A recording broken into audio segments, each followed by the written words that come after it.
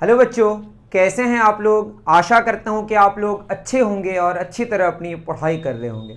इस वीडियो में हम लोग शुरू करने जा रहे हैं class 8 Pearson IIT foundation physics से एक चैप्टर जिसका नाम है मैग्नेटिज्म। तो शुरू करते हैं।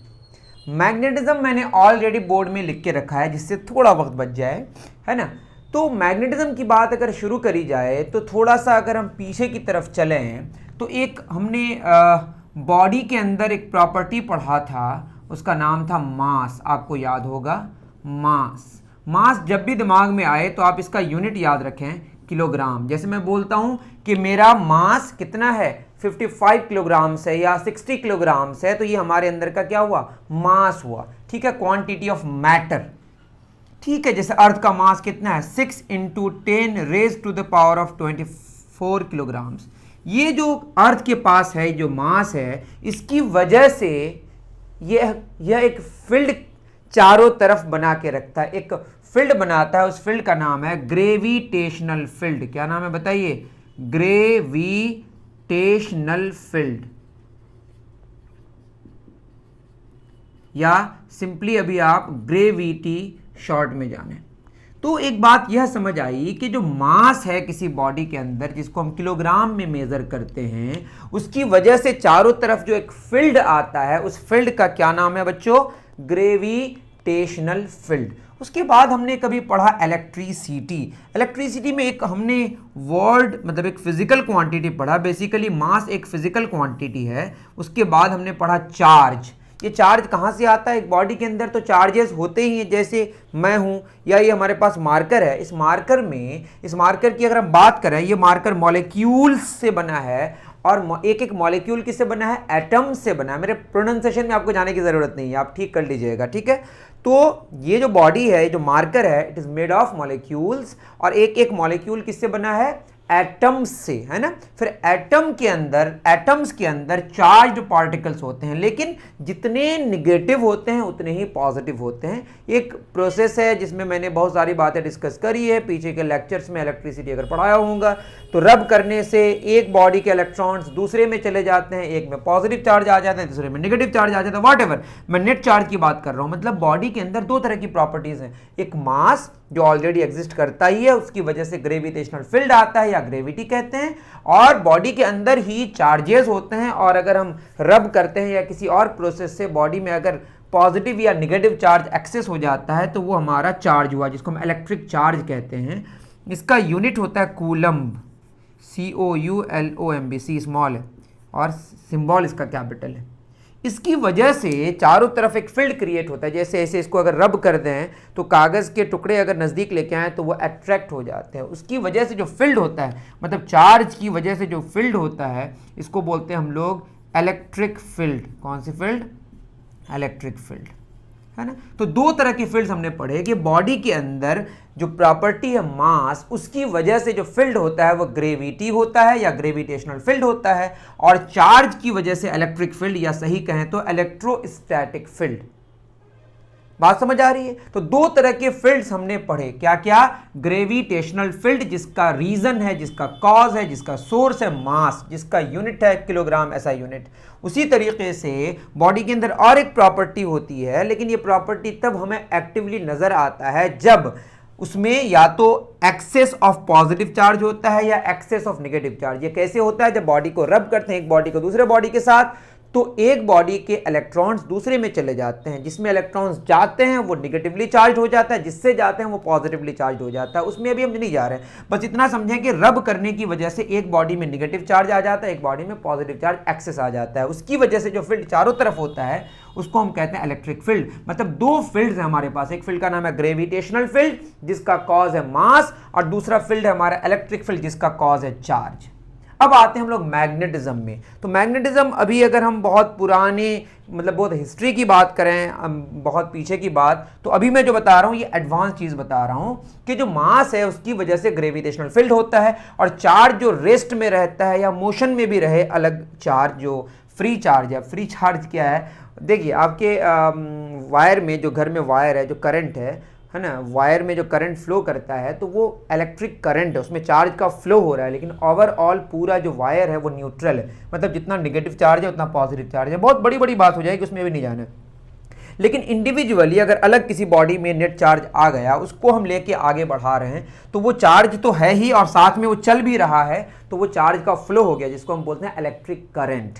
तो ये देखा गया है वायर से होकर जब चार्ज फ्लो करता है, जिसको हम इलेक्ट्रिक करंट कहते हैं, या नॉर्मली कोई आइसोलेटेड चार्ज है जो फ्लो कर रहा है, उसकी वजह से जो आता है उसको हम बोलते हैं इलेक्ट्रिक करंट। तो इलेक्ट्रिक करंट दो किस्म का हो सकता है, या तो चार्ज इंडिविजुअली फ्लो कर रहा है, या नहीं तो वायर में करंट दौड़ रहा है। इसकी वजह से देखा गया है कि जो मैग्नेट का नीडल है, आपने मैग्नेट तो देखा ही होगा, अब तो हम लोग 3000 साल या 2500 साल पीछे की बात अभी नहीं कर रहे हैं, मतलब वहाँ हम लोग नहीं हैं, हम लोग अभी बहुत ही मॉडर्न एज में है, जिसमें हमने देखा ही होगा मैग्नेट। तो देखा ये गया है कि जो ये वायर है जिसमें करंट फ्लो करा या चार्ज को हम इंडिविजुअली फ्लो कराए, तो इससे पता चला कि नज़दीक में कंपास है, ये कंपास क्या हो गया, ये कंपास है हमारा, ये कंपास डिफ्लेक्ट हो गया। क्या हो गया?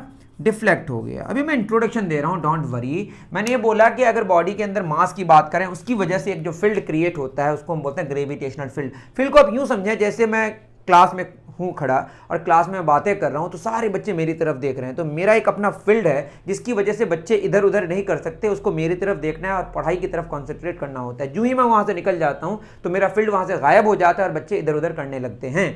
उसी तरीके से फील्ड होता है, ये तो मैंने बोला कोई फिजिकल फील्ड की बात मैंने नहीं करी, मतलब यहाँ मैं फिजिकल क्वांटिटी वाले फील्ड की बात कर रहा हूँ कि बॉडी के अंदर जो मास होता है उसकी वजह से जो चारों तरफ कुछ क्रिएट होता है, उस फील्ड का नाम है ग्रेविटेशनल फील्ड।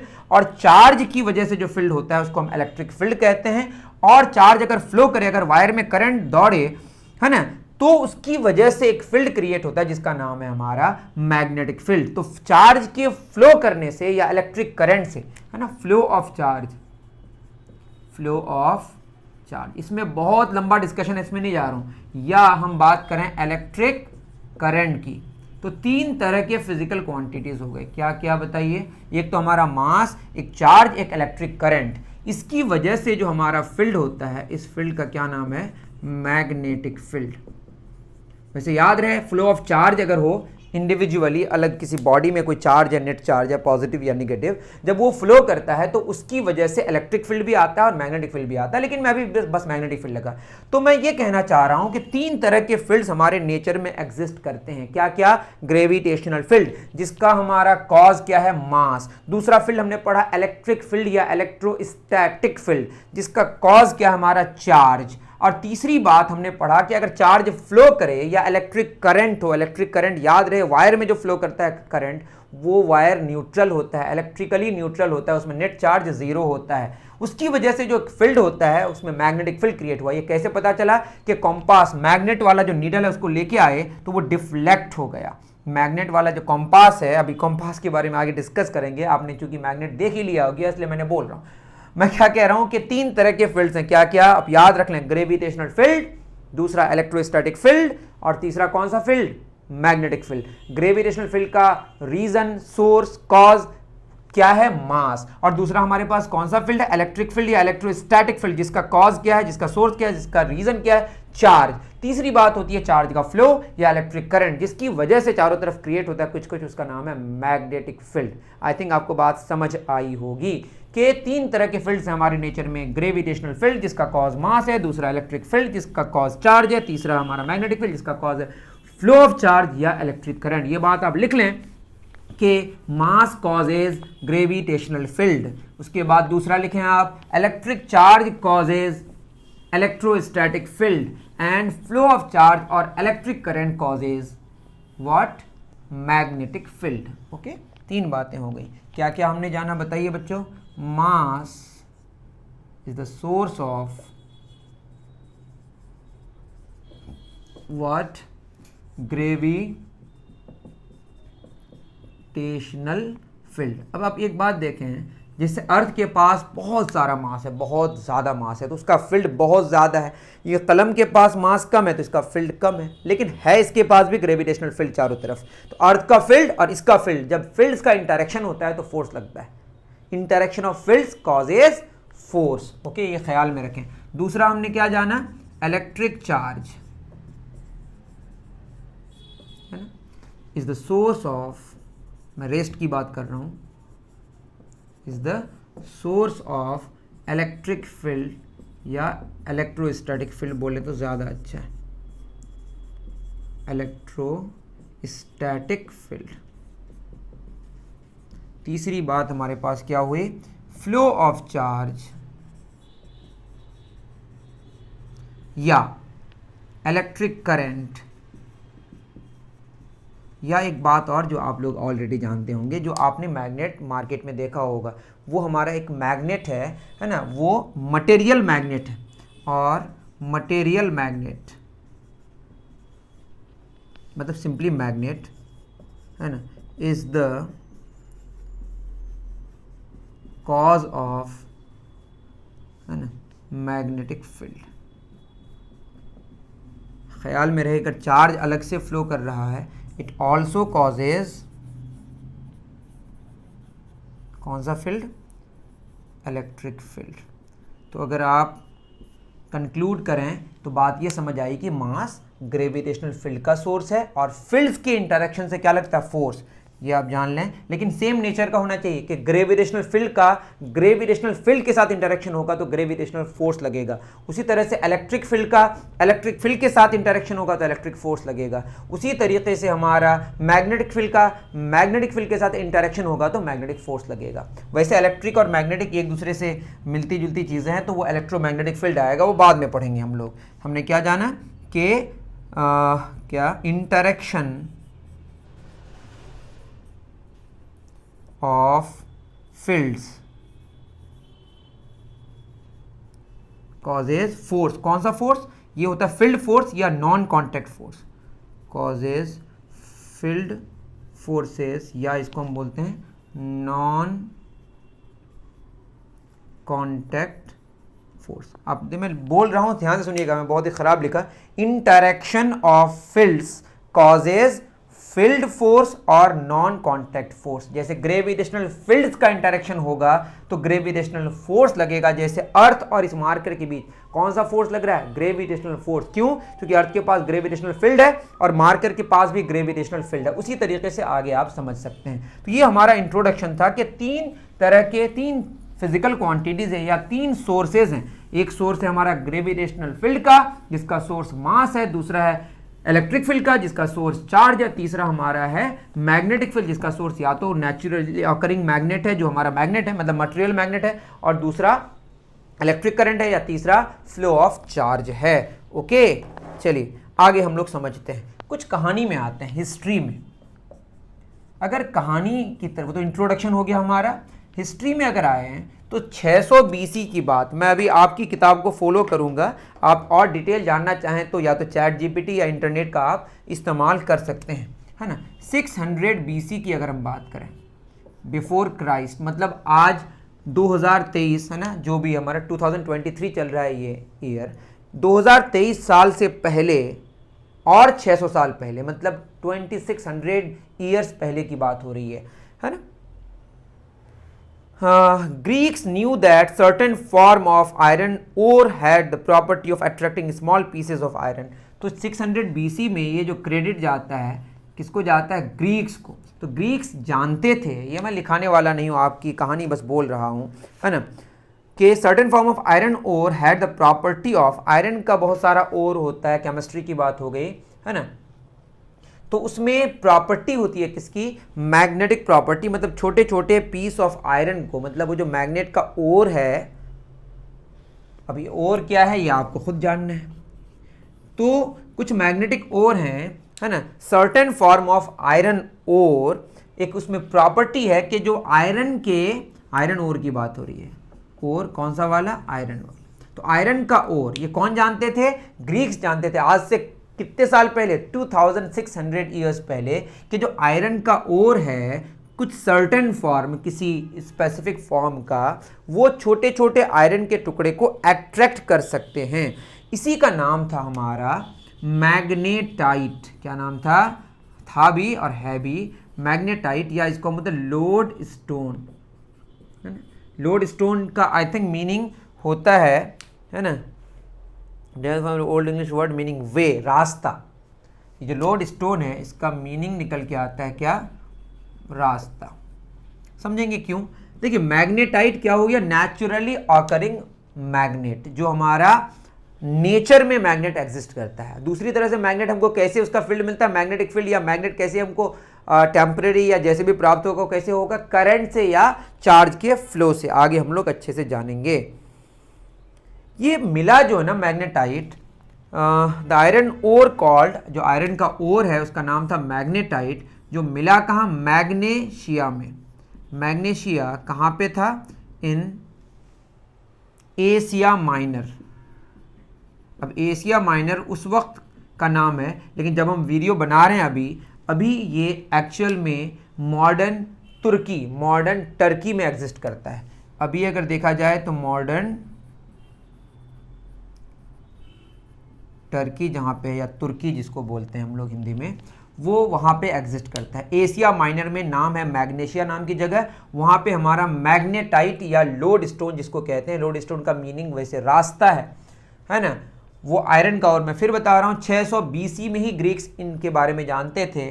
तो आयरन का ओर हुआ क्या कि आयरन का कुछ स्पेशल जो ओर है जिसका नाम मैग्नेटाइट या लोड स्टोन है, वो आयरन के छोटे छोटे टुकड़ों को अट्रैक्ट करने की प्रॉपर्टी रखता था। ये कहाँ मिला, मैग्नेशिया नाम की जगह में, जो कहाँ था, एशिया माइनर में, जो कि अभी तुर्की में एग्जिस्ट करता है ना। तो ये देखा गया, ये जो मैग्नेटाइट है ये देखा गया कि अगर इसको हम, जैसे ये मान लेते हैं हमारे पास मैग्नेटाइट है, इसको फ्रीली सस्पेंड कर देने से जो हमारा ज्योग्राफिक नॉर्थ और साउथ है उसके डायरेक्शन में थोड़ा टिल्ट होके वो मतलब ये जब भी इसको, जो हमारे पास लोड स्टोन था, ये किधर आके रह जाता था, अगर ये हमारा नॉर्थ है, साउथ है, वेस्ट है, ईस्ट है, इसको हम कैसे भी फ्रीली सस्पेंड करें तो वो हमेशा किसके डायरेक्शन में आ जाता था, बताइए, नॉर्थ और साउथ के डायरेक्शन में। मतलब आपको फ्रीली सस्पेंड करने का मतलब यहाँ पे एक धागा लगा दें, उसके बाद उसको फ्रीली छोड़ दें तो वो धीरे धीरे वो नॉर्थ और साउथ के डायरेक्शन में आके स्टे करेगा, रुक जाएगा। ओके, इसका इस्तेमाल काफ़ी ज़्यादा हमारा नेविगेशन में, नेविगेशन का मतलब रास्ता ढूंढने के लिए किया गया, कि जब आप शिप से निकलें, मतलब जहाज़ों से निकलें, तो आपको समझ नहीं आ रहा है किधर जा रहे हैं, तो आपको ये बता देगा कि ये नॉर्थ और साउथ के डायरेक्शन में है। और नॉर्थ वाले को हम कहीं पे यहाँ पर रेड या कलर या कुछ यहाँ नॉर्थ लिख देंगे तो समझ आ जाएगा इधर नॉर्थ है। अगर एक डायरेक्शन का पता चल गया तो और सब डायरेक्शन रफली हम पता कर सकते हैं। एग्जैक्टली बहुत नहीं पता होता था उस वक्त, लेकिन तब भी ये उस ज़माने के लिए बहुत ज़्यादा ही बेहतर टेक्नोलॉजी था, जिससे हम एक डायरेक्शन पता कर ले रहे थे।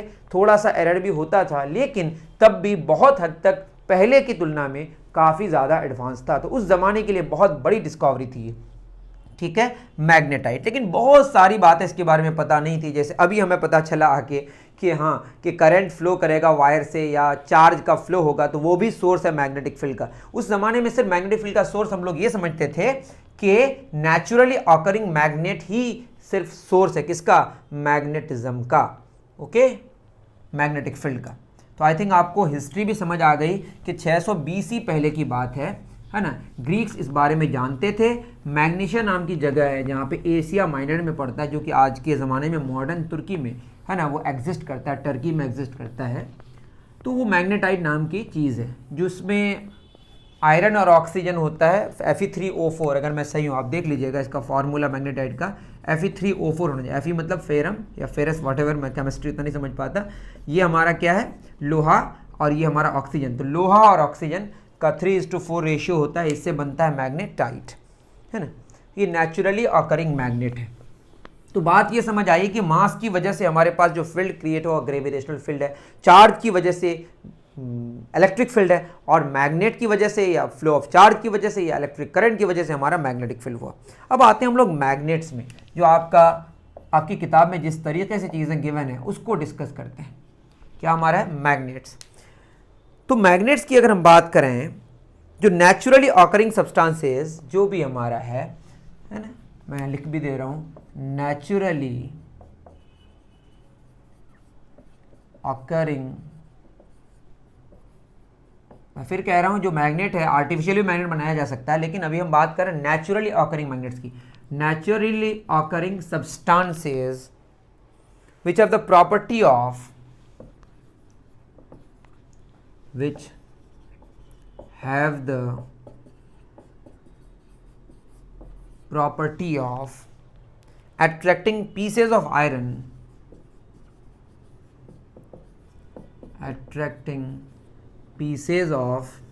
iron, nickel, cobalt etc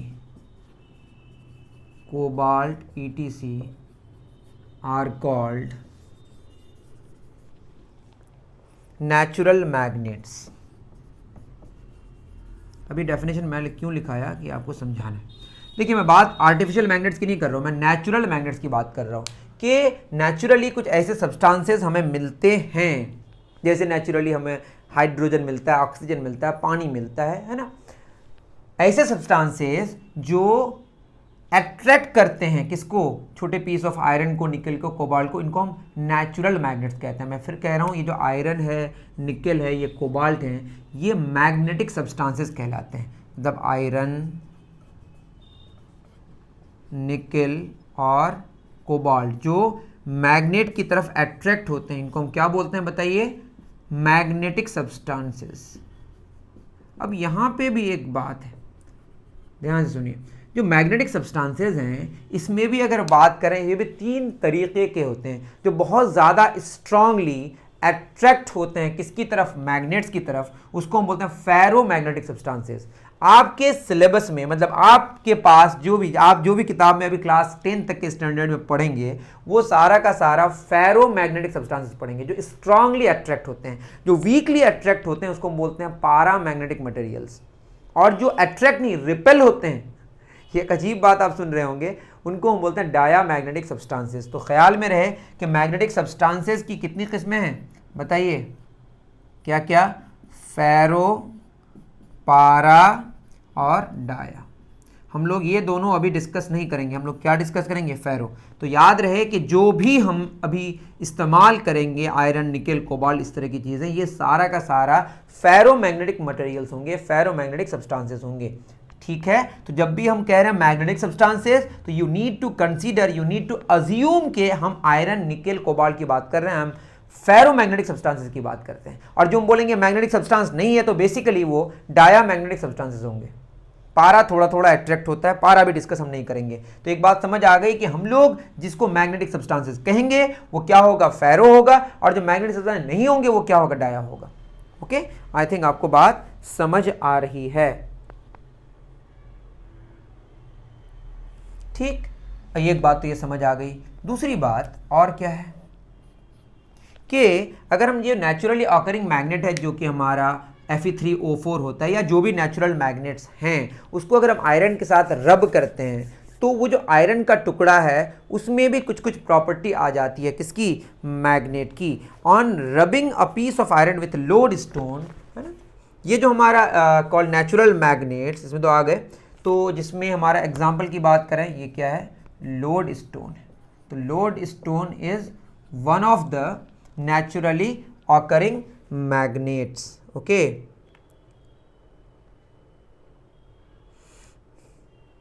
अब बताइए, एक तो हम करंट फ्लो करा के भी मैग्नेटिज्म डेवलप करा सकते हैं, मतलब वो जो मैग्नेट बना सकते हैं, है ना, टेम्परेली। उसी तरीके से लोड स्टोन में अगर आयरन को रब कर दें, आयरन और लोड स्टोन में अगर हम रबिंग कर दें, मतलब उसमें दोनों को घस दें, तो आयरन में भी कुछ कुछ प्रॉपर्टी आ जाती है मैग्नेट की, मतलब वो मैग्नेट जैसा बिहेव करने लगता है। On rubbing a piece of iron with lodestone, a piece of iron with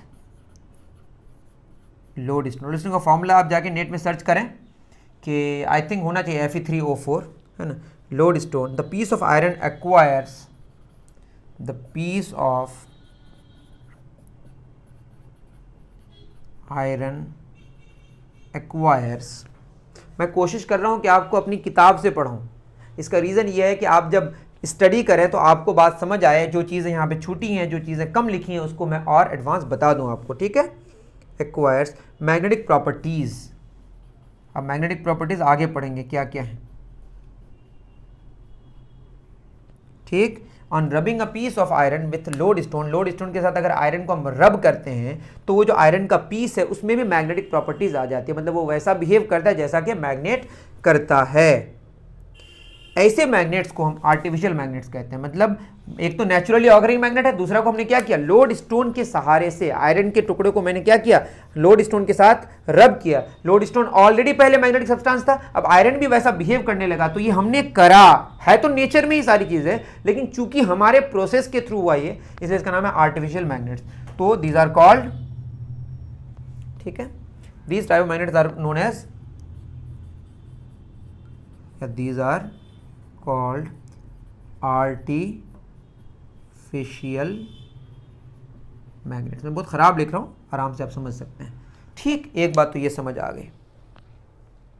बहुत सारे तरीक़ों से हम लोग आर्टिफिशियल मैग्नेट्स और भी बना सकते हैं, लेकिन ये एक तरीका हुआ। अब तक हमने क्या जाना, अब तक हमने जाना कि mass is the source of gravitational field, और फील्ड्स के इंटरेक्शन से क्या होता है, फोर्स लगता है। उसी तरीके से चार्ज के is the source of electric field, उसी तरीके से इलेक्ट्रिक करंट और फ्लो ऑफ चार्ज और magnet is the source of, are the sources of magnetic field. Okay, और हमने ये जाना कि मैग्नेट क्या है। मैग्नेट वो सब्सटेंस को कहते हैं जो अट्रैक्ट करते हैं छोटे छोटे पीस को, किसको, आयरन को, निकल को, कोबाल्ट को। लेकिन हम जब बात करेंगे आयरन, निकल, कोबाल्ट, जो भी सब्सटेंस हम इस्तेमाल कर रहे हैं, ये सारे फेरोमैग्नेटिक सब्सटेंसेस हैं, मतलब ये स्ट्रांगली अट्रैक्ट होते हैं किधर, मैग्नेट की तरफ। ठीक है, अब आर्टिफिशियल मैग्नेट्स की अगर हम बात करें, आर्टिफिशियल मैग्नेट्स, इसमें बहुत तरह के हैं। सबसे पहले अगर हम आर्टिफिशियल मैग्नेट्स की बात करें, सबसे पहले आता है बार मैग्नेट।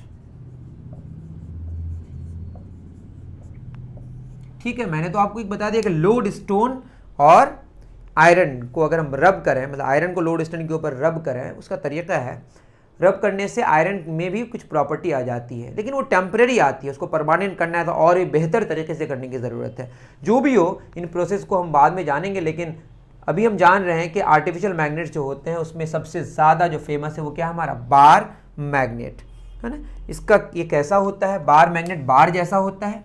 बार जैसा मतलब, अब देखिए अगर मैं इसकी बात करूं, ये कुछ इस टाइप का होगा। ये तो आपको बस एक रेक्टेंगल दिख रहा है, अगर इसको 3D में देखें तो आपको कुछ ऐसा बनाना पड़ेगा। ये हमारा क्या है, बार मैग्नेट, बार जैसा। या तो इसका क्रॉस सेक्शन कैसा होगा, रेक्टेंगल होगा, या नहीं तो इसका क्रॉस सेक्शन कैसा होगा, सर्कुलर होगा। दोनों तरह का हो सकता है। क्रॉस सेक्शन का मतलब क्या हुआ, आप समझ रहे होंगे। ये जो हमारे पास मार्कर है, ये वाला पोर्शन, ये क्रॉस सेक्शन है। ये क्रॉस सेक्शन अगर रेक्टेंगुलर है तो ये ऐसा होगा, और अगर सर्कुलर है तो ऐसा होगा। जस्ट हम लोग सिंपल वे में ऐसा देख लेते हैं। तो ये हमारा कौन सा मैग्नेट हो गया, बार मैग्नेट। तो बार मैग्नेट को डिफाइन करना कर सकते हैं आप, in the form of bar having either a, है ना, in the form, bar magnet is in the form of, it is in the form of a magnet, in the form of a magnet, in the form of क्या, form of a bar। बार इसी को बोलते हैं जो लंबा सा आप देख रहे हैं, बार हैविंग, दो तरह का हो सकता है, हैविंग आइदर रेक्टेंगुलर और हैविंग आइदर रेक्टेंगुलर और सर्कुलर क्रॉस सेक्शन।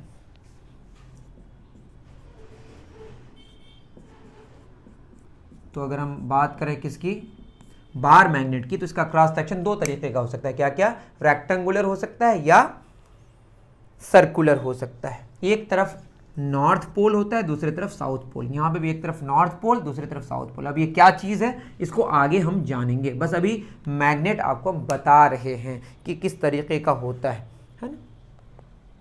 ठीक है, नेक्स्ट हमारा होता है हॉर्स शू मैग्नेट। अगर आप इंटरनेट में सर्च करेंगे तो आपको मिलेगा हॉर्स शू क्या है।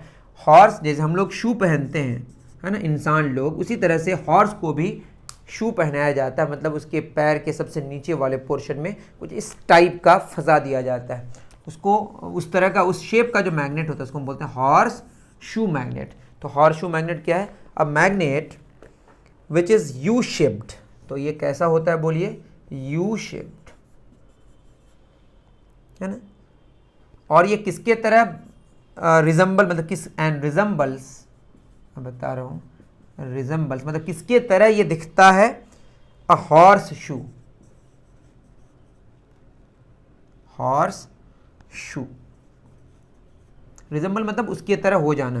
तो यू शेप्ड होता है और किसके तरह हो दिखता है, एकदम किसके तरह बिहेव, मतलब बिहेव तो नहीं, किसके तरह एकदम समझ आता है, वो हॉर्स के शू जैसा। और वो होता कैसा हॉर्स का शू, या तो आप ऐसे समझे ये यू शेप्ड है ना, किताब में आपका बना हुआ है, इसको मैं एग्जैक्टली तो नहीं बना सकता, मैं बस ऐसा बना दे रहा हूँ। एक तरफ इसका क्या होगा नॉर्थ, एक तरफ क्या होगा साउथ, 3D में होगा, मैं बना नहीं पा रहा हूँ। उसी तरह दूसरा ऐसा भी हो सकता है, तो किताब में देखें, एक तरफ नॉर्थ एक तरफ साउथ। क्लियर है? इससे फ़ायदा होता है कि नॉर्थ से साउथ की तरफ फील्ड यहाँ पे हमको डायरेक्ट मिल जाता है। समझेंगे इसकी कहानी को, मैं बस बता रहा हूँ किस किस तरह के मैग्नेट्स अवेलेबल हैं। बट मैग्नेट्स कौन से वाले, आर्टिफिशियल मैग्नेट्स हैं। कैसे तैयार होता है, लोड, ये एक वन ऑफ द तरीक़ाज हैं कि लोड स्टोन को आयरन के साथ अगर हम रब करें तो आयरन ही किसके जैसा बिहेव करता है, मैग्नेट के जैसा। अगर उसमें बहुत सही तरीके से किया जाए तो वो टेम्परेरी नहीं, वो परमानेंट वे में वो उस मैग्नेट जैसा बिहेव करने लगता है। ओके, उसके बाद आता है मैग्नेटिक नीडल। तो दो तरह के हो गए आर्टिफिशियल मैग्नेट्स, अब तीसरा आता है मैग्नेटिक नीडल में। एक बार देख लेते हैं, बहुत ज़्यादा टाइम तो नहीं हो गया। चलिए हम लोग बस आज मैग्नेट्स तक ही रुक सकते हैं। क्या पढ़ेंगे हम लोग अब, मैग्नेटिक नीडल। तीसरा, मैग्नेटिक नीडल क्या होता है, ये बीच में थोड़ा सा फैला हुआ होता है और इन की तरफ जाके वो थोड़ा सा उसका जो साइज है वो छोटा नैरो होते जाता है। तो इसको हम बोलते हैं in the form of a bar, in the form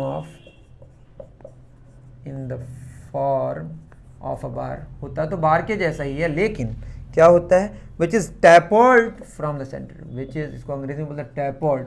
centre में मोटा होता है और इनकी तरफ जाएंगे तो वो धीरे धीरे पतला होते जाएगा। Which is tapered from the center towards the ends।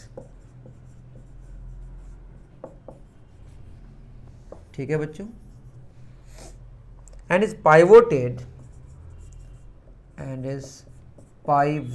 pivoted का मतलब बता रहे हैं आपको, डोंट वरी। मतलब पाइवोट कर देने का मतलब जैसे यहाँ पे इसको पाइवोट कर देंगे, इसको घुमा सकते हैं, यहाँ पे कुछ फंसा दिए कोई नेल, उसके बाद इसको हम क्या कर सकें, घुमा सकें, तो ये पाइवोट करते बोलते हैं। ठीक है ना, is pivoted at its center on a stand। यहाँ पे मैं दिखा रहा हूँ, जैसे यहाँ बनाया हुआ भी है, आप भी देख सकते हैं। एक स्टैंड है, खड़ा कर दिया और इस तरीके का, ठीक है, बहुत ही ख़राब बन रहा है। एक तरफ मैंने यहाँ पे कलर नहीं दिखाया, ये नॉर्थ है और ये साउथ है। ये वाला अक्सर रेड कलर का होता है। द नॉर्थ जब भी अगर या तो नॉर्थ साउथ लिखा हुआ रहेगा, या नहीं तो अगर जिस एंड में क्या हो, रेड कलर किया हुआ हो, तो समझ जाइए वो क्या है, हमारा नॉर्थ पोल है। The north pole of the needle is generally coloured red. Okay, देखिए बीच में क्या है, हमारा थोड़ा फैला हुआ है और आगे जाके क्या हो गया, नैरो होते गया है। तो यहीं पे tapered from the centre towards the ends, मतलब सेंटर में मोटा है और उसके बाद धीरे धीरे पतला होते गया है। आई थिंक आपको बात समझ आई होगी। अब इसी के सहारे से हम लोग इस्तेमाल करते हैं, बनाते हैं क्या, मैग्नेटिक कंपास। ठीक है, तो मैग्नेटिक नीडल ही है, उसको हम ब्रास के बर्तन में ऊपर से ग्लास लगा देते हैं जिससे देख पाएं, क्योंकि ट्रांसपेरेंट हो, वो हमारा बन जाएगा मैग्नेटिक कंपास, है ना। तो नेक्स्ट क्या लिखेंगे हम लोग, मैग्नेटिक कंपास। फोर्थ क्या करेंगे, मैग्नेटिक कंपास क्या है ये। अब magnetic compass consist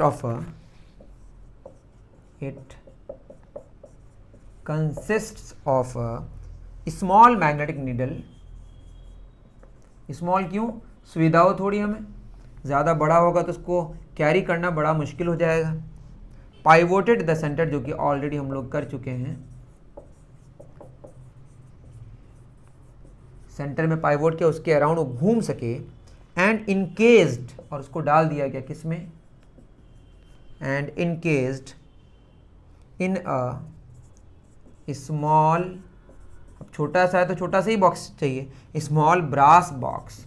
brass is a material, जैसे लोहा मटेरियल है, जैसे प्लास्टिक मटेरियल है, ब्रास भी मटेरियल है। Brass box with a glass top. Glass top क्यों? क्योंकि ट्रांसपेरेंट, उससे ऊपर से हम देख पाए। It can be use to find, इसका इस्तेमाल किस में करते हैं हम लोग? Use to find the direction of magnetic field.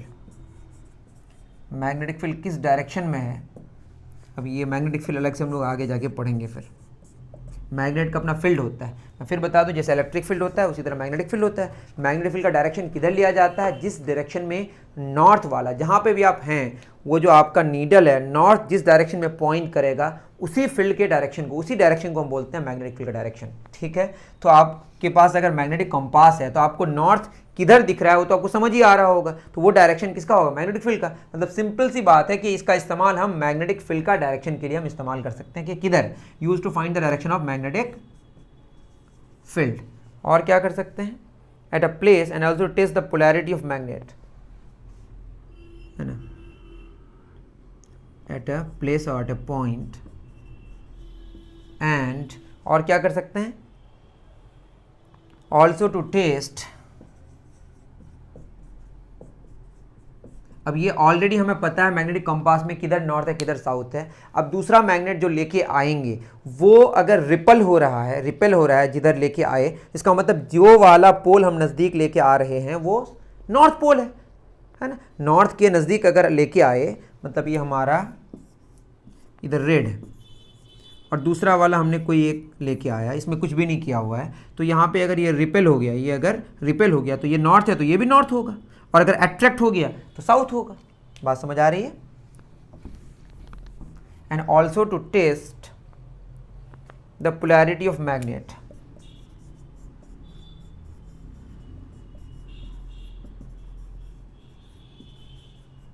ठीक है, तो टेस्ट कर सकते हैं मैग्नेट के पोलैरिटी को, किससे? हम लोग इसी से। मेनली इसका नेविगेशन के लिए इस्तेमाल होगा, मैग्नेटिक फील्ड किसी प्लेस में किस डायरेक्शन में उसके लिए इस्तेमाल होगा। लास्ट आता है हमारे पास इलेक्ट्रोमैग्नेट, ये बहुत इंपॉर्टेंट, यही मैं कह रहा था कि जो मैग्नेट है वो बस नेचुरली ऑकरिंग मैग्नेट नहीं होता है, कुछ मैग्नेट्स ऐसे हैं, ये तो आर्टिफिशियल मैग्नेट्स ही हैं, उस पर भी मैंने दूसरे तरीके से अभी समझाया कि लोड स्टोन के ऊपर आयरन को अगर हम रब कर दें तो क्या होगा, वो भी मैग्नेट जैसा बिहेव करेगा। सही तरीके से करें तो टेम्परेरी नहीं, परमानेंट वे में वो बिहेव करना शुरू कर देगा। इलेक्ट्रोमैग्नेट में क्या होता है, ये बहुत इंपॉर्टेंट डिस्कशन है कि जब करंट फ्लो कराते हैं किसी कॉइल से, इसको अच्छे से कराने की ज़रूरत है ना। हमारे पास क्या है बच्चों? इलेक्ट्रोमैग्नेट। तो डिटेल पढ़ेंगे आप हायर स्टडीज़ में, हायर क्लासेस में, अभी तो मैं बस आपको बता रहा हूँ थोड़ा थोड़ा। इलेक्ट्रो से बात समझ आ रही है, और मैग्नेट, इलेक्ट्रिसिटी की बात हो रही है, करंट फ्लो करेगा और मैग्नेट जैसा बिहेव करेगा, मैग्नेट होगा, है ना। It consist of a soft iron core, it consist of a soft iron core with a wire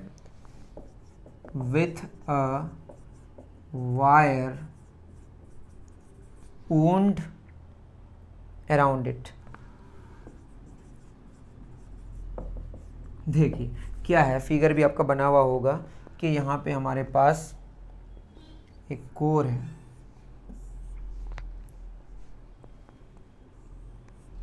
ठीक है, इसमें क्या है हमारे पास एक वायर वुंडेड, बनाना मेरे लिए बड़ा मुश्किल है,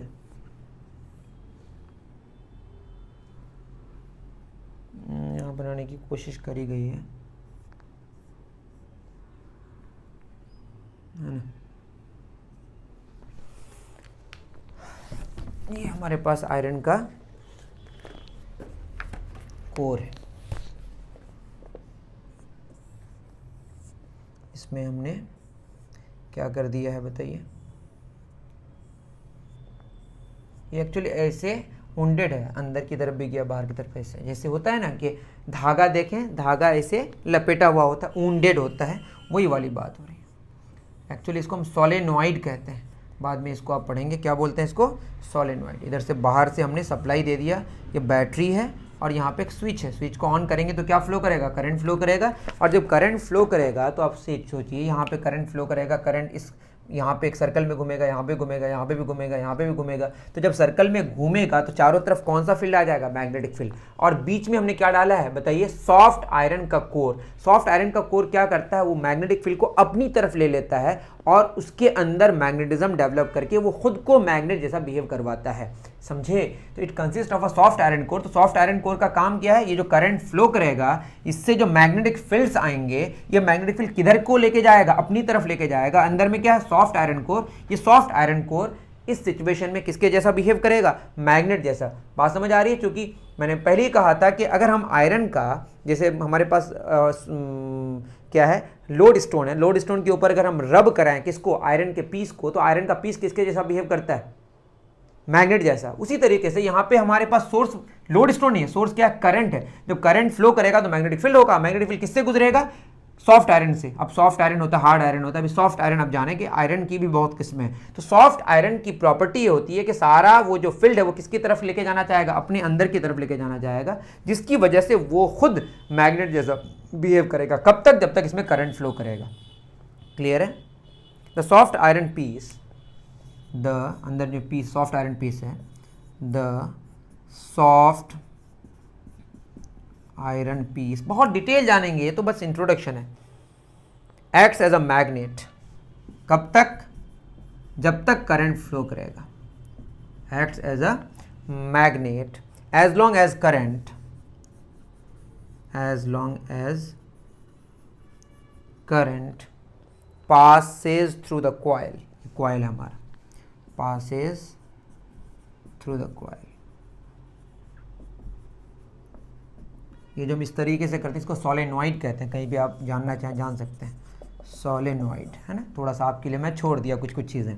तो सोलेनॉइड में क्या फ्लो कर रहा है? करंट फ्लो कर रहा है। और अंदर में क्या है? हमारा सॉफ्ट आयरन कोर है। तो वो किसके जैसा बिहेव करता है? मैग्नेट के जैसा। कब तक? जब तक कि उसमें करंट फ्लो करे। तो ये बस हमने इंट्रोडक्शन दिया अभी, और हमने कुछ आर्टिफिशियल मैग्नेट्स को डिस्कस किया।